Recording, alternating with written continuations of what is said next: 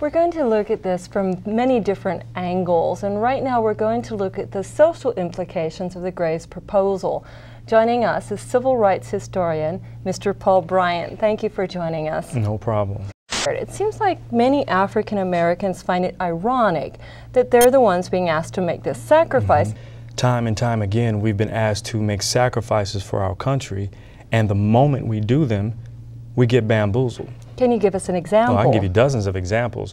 African American soldiers have fought in war after war, and what do we come home to? A country that doesn't even want us.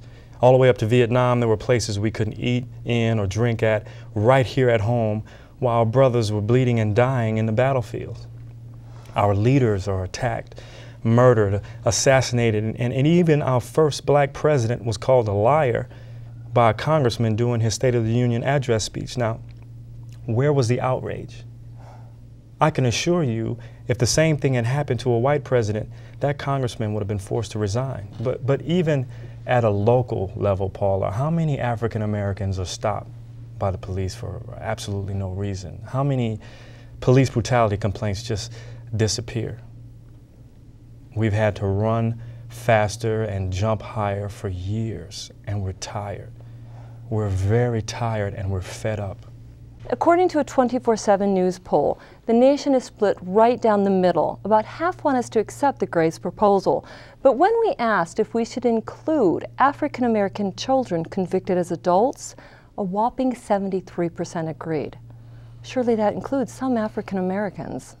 We have laws here, and nowhere in any law at the city, state, or federal level is it okay to kidnap kids. I don't think anybody's condoning kidnapping. Well, when you talk about handing over youthful offenders against their will, you know, what is that? Where's the police protection? This is the fear in the black community. The president has already declared martial law. You know what that does? That suspends the Constitution, and they did that so that they can go in there and snatch those kids without breaking the law. It's clear to me that they can just go in and do whatever the hell they want at this point, because there was no reason to declare martial law. The president himself said there was no crime in Atlanta since this incident began. So my question to you, my question to all of you is, why are they taking away these people's rights? You do bring up a lot of good questions. Thank you for joining us, Paul Bryant.